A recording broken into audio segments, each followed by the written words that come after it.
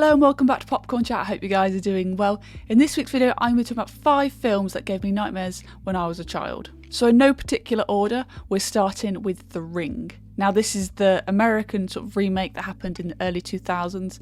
And my experience with this film was when I watched it at a childminder's. Definitely shouldn't have seen it when I did. I think I was about 8 years old when I watched it. And it absolutely terrified me. It gave me nightmares for 3 nights in a row and I couldn't sleep. I said to my mum, don't answer the phone at like 10 o'clock because I think that's what happens in the film. So the whole experience with that film was just really sort of scary, and I've not revisited it since. I'm sure it's not as bad as it might have seemed for an 8-year-old, but that film really impacted me and gave me restless nights. So the second film on my list is Don't Look Under the Bed. And I was quite fortunate as a child to have Disney Channel, and this is a Disney Channel original movie. And this film honestly creeped the hell out of me. It was so freaky, from like the prosthetic makeup to the idea of something being under my bed, which at the time I did have like a gap under my bed. So seeing that as a child made it honestly really terrifying because this was something that happened day to day. And within the film there's sort of these 2 characters that are sort of, I guess, evil, due to the boogeyman, and the prosthetic makeup honestly terrified me and I was scared to go to sleep most nights after watching this film. And looking back at images now of this film really unsettles me and takes me back to that place. I'm like, oh, I don't think I could watch it again. You'll probably notice that a lot of these films are one-watch films. So the next film I have on my list is Prisoner of Azkaban. The reason that this film is on the list is I went to see it in the cinema when it came out originally, and my experience of it, and I will always remember, was when the scene towards the end of the film where we see Professor Lupin and Peter Pettigrew sort of transform. You have these werewolf transformations, these rat transformations, and it absolutely terrified, so much so that I had to run out of the cinema screen. I would run and stand in sort of the hallway toilet bit because I was like, I need to get out of here. And then I came back in and then it happened again and I was like, oh my goodness. So that sort of third act within the Prison of Azkaban really terrified me for a while, especially in the first viewing. But then I'm sure a lot of you know that Prison of Azkaban is my favourite Harry Potter film. Growing up with it and learning to, okay, that's not as scary as I initially thought it was.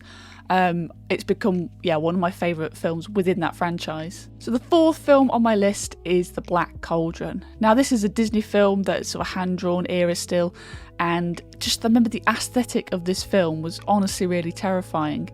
The whole sort of world building within the film was really creepy. I found the villain very creepy. Just the whole sort of medieval, dark fantasy kind of world, which I do quite like now. But watching that as a child, even in an animation sort of style, it was pretty petrifying. Not so much as the other ones that I've mentioned previously. It didn't give me nightmares, but I would find, I'd be behind like a cushion, like it was that scary. But I would still get sleep watching this film. But again, a lot of people love this film and I can appreciate it now I'm older. But at the time, for me, this was one of the scarier Disney films, and I'm about to tell you about my other Disney film. So the final film on this list is The Sword in the Stone. Now, in particular, it is regarding the witch, sort of Merlin transformation scene, the sort of battle that they have sort of midway in the film.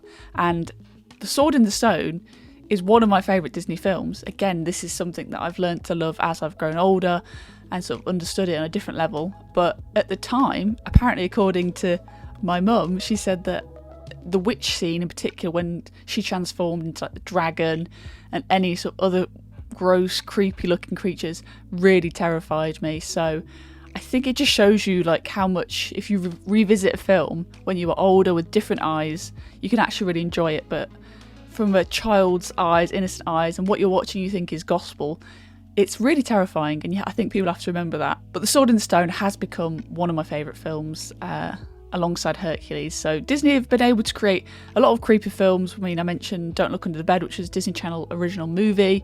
I've said The Black Cauldron, and I've said The Sword in the Stone. So there's a lot of films on this list alone that actually gave me nightmares, and I'm sure gave other people a lot of nightmares as well. So I wanted to talk about a few honourable mentions that aren't films but rather TV episodes, and one of those being Doctor Who and The Empty Child. Now this was sort of the renewal of Doctor Who, sort of New Who as a lot of people call it, and seeing this as a child, watching a man in sort of the World War II era face transform into a gas mask was really, really terrifying, so much so that apparently I ran into the garden in fear.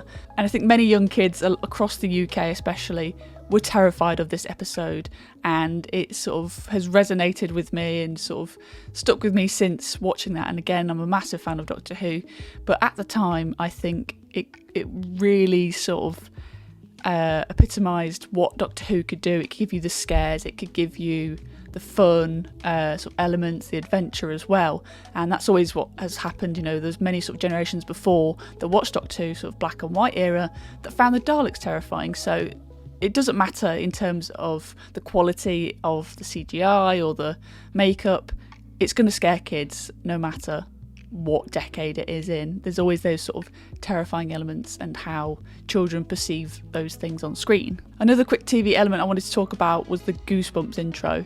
Didn't really watch Goosebumps much when I was younger. I think it was on a really sort of obscure channel over here. But all I really remember is the intro. The intro absolutely terrified me in terms of the music, sort of the floating of the camera.